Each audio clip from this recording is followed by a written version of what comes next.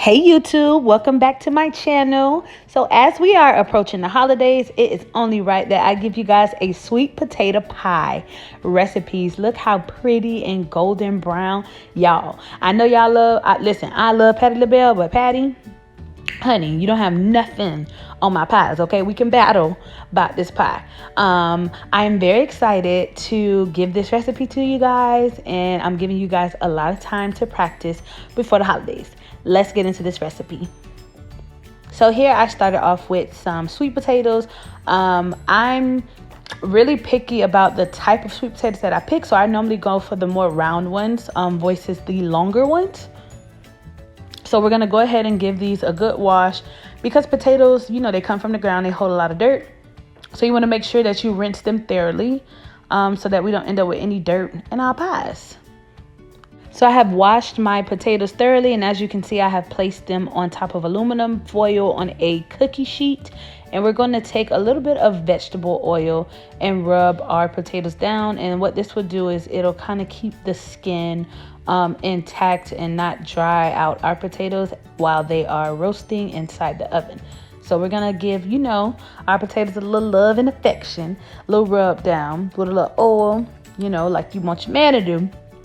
And then we're going to throw them on our cookie sheet. Make sure you line your cookie sheet with aluminum foil so that way it makes for a easier cleanup.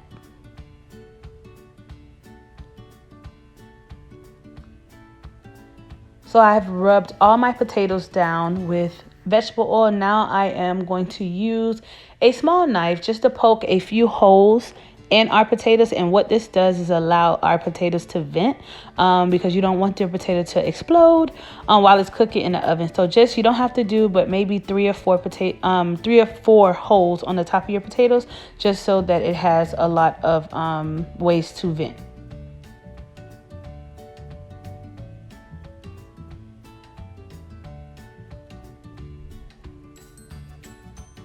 So after we have inserted all of our little small holes in our potatoes, we're going to roast them in the oven on 350 for an hour and a half to 2 hours.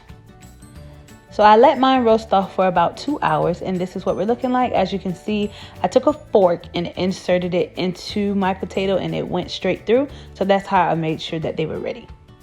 So once the potatoes cool down a bit, because you don't want to burn yourself trying to hold it, you're going to gut out all of the potatoes, making sure to put all of the flesh into a large bowl. Please be careful and do not get any skin mixed in with your flesh, because we don't want no skin in our pie. It's not skin pie, it's sweet potato pie. So as you can see, a little piece fell. Of course, I will come back and get that, but you just want to make sure to take out any pieces of skin that fall. See, got it.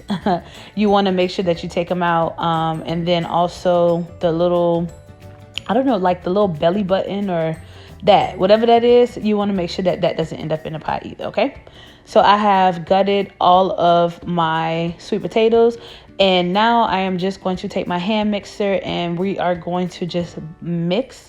At this step, what it does is it allows all of those strings to kind of wrap around the beaters of the hand mixer. So that's how you avoid having strings inside of your sweet potato pie. Don't nobody want no stringy sweet potato pie. That's nasty. So you're going to, found another one. Okay, so you are going to continue to mix this and then allow the strings to kind of wrap itself around, and I'm going to show you guys what it looks like. And you can see a lot of strings wraps itself around the beaters. So you're going to rinse that off, and then you're going to start this again, and then you're going to repeat this process about 5 to 6 times, just to ensure that you don't have any strings in your final presentation for your pie.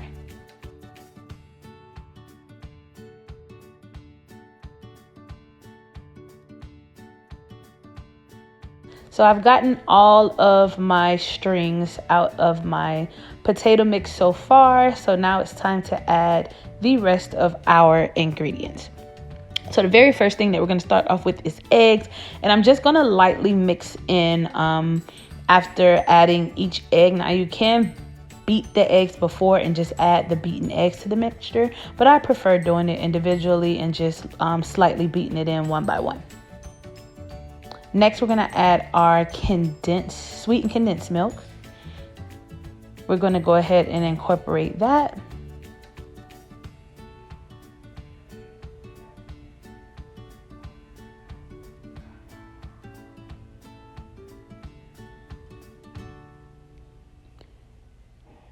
Then we're going to go ahead and add in our evaporated milk.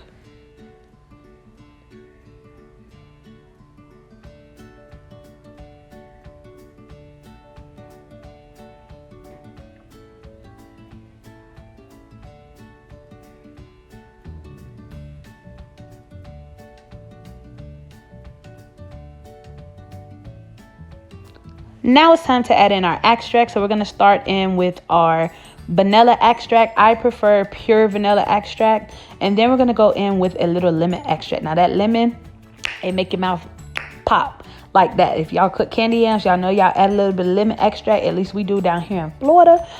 So yes, don't forget the lemon. It is essential to a successful sweet potato pie. Once our extracts are well incorporated, we're going to go ahead and add in our sugar. So I left the basic ingredients list in the description box below. We prefer our pie a little on the sweeter side. So if you want yours, just right, follow the instructions in the description box. If you want your pie just a little bit sweeter, go ahead and add as much sugar as you like to your liking. It is your pie, so your preference. So now it's time to add in our spices. So we start with some cinnamon. We're going to go ahead and add some nutmeg, ginger. Yes, very surprising, but ginger. We're going to add that in, a pinch of salt.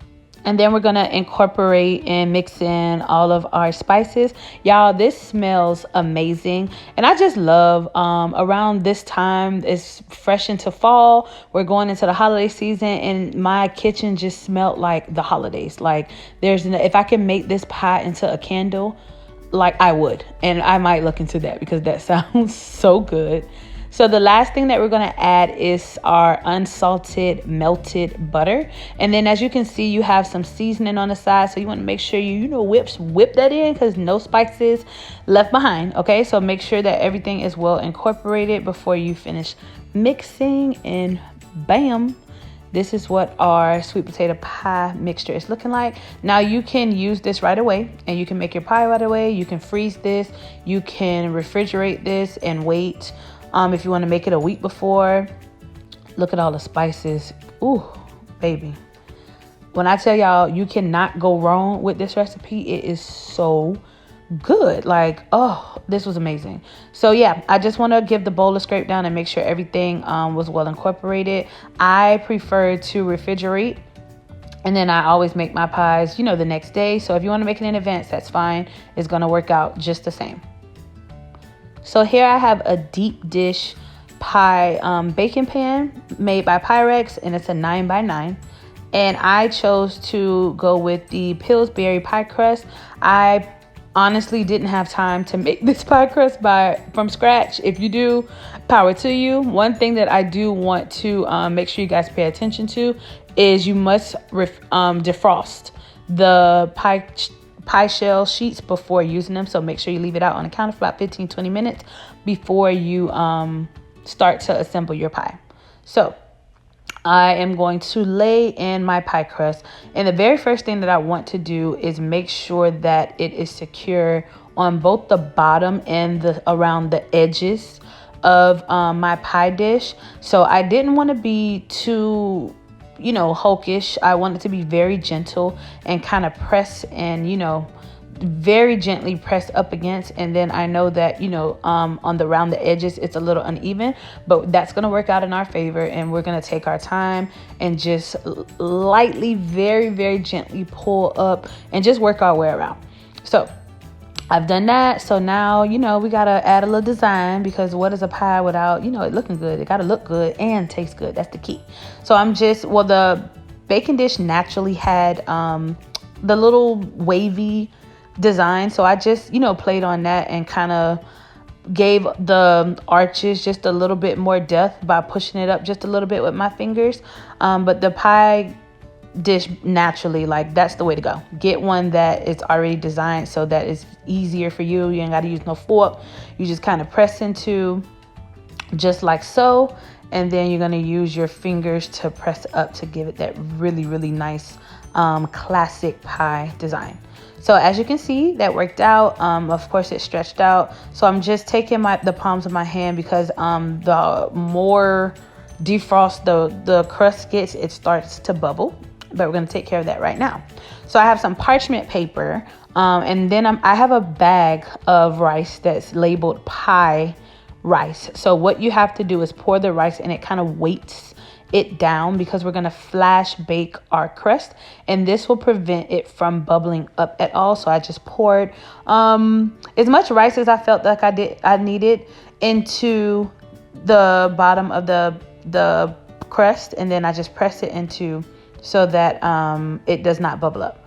So this, it's not going to burn. The rice is not going to burn. The parchment paper is safe, of course. So you're going to put this in the oven for 15 minutes. And then after 15 minutes, like, look how beautiful the pie crust is getting already. And as you can see, it didn't harm it. It just helped us kind of secure that bottom without any bubbling. So we're going to go ahead and lift that right on out of there. And y'all, get into the crust. So when filling with my pie filling, I always use a measuring cup, especially when you're making multiple pies, just so that you can have an even amount of filling going into each pie. So normally for my pies, I use about 3.5 cups per pie. Honestly, I put way too much filling in this pie that I'm going to make for you guys, trying to make it all pretty and stuff for you too. But you only need about 3 to 3.5 cups worth of filling, because it just makes it harder to cook all the way throughout the middle. So please do not overdo the filling. Do as I say, not as I do, because I had to put my pie back in the oven for a little bit just so that it cooked all the way through. Okay, so 3 to 3.5 cups. So now I'm just taking my offset spatula, because listen, if the pie don't look good, that's just, you done messed up there. So I'm going to smooth out the top of my pie, and you want to make it as smooth as possible. Now, it doesn't have to be perfect. Of course, it won't be perfect. But yeah, so to make that little swirl design, I just took my offset spatula and I kind of drug it while turning my turntable around. And then you just slowly move the offset spatula inward until you end up with this design. Now, you don't have to, swirl your pie at all. You can just flatten it out and put it in the oven. But I decided to swirl it, and it came out so pretty, and it kind of matched the waves that was on the side of the pie. So it was giving what it was supposed to give, sis. So we're going to put this in the oven for 55 minutes to an hour. And then we're going to pull it out and see what it's looking like. As I said, I had to leave mine in way longer because I put way too much pie filling in the inside. So this is when I took it out the first time. Obviously, I had to put it back in. As you can see, the middle is not as done as the edges, but please only use 3 to 3.5 cups of filling per pie for perfection. But y'all, this recipe hands down is the best sweet potato pie out there. I am willing to bet. I am willing to battle. Okay, let me know how this turned out for you down in the comment section. Please don't forget to give this video a thumbs up. Please don't forget to like and comment and subscribe if you can. And I will see you guys again for part 2, because this is just part 1 of this video. Thank you.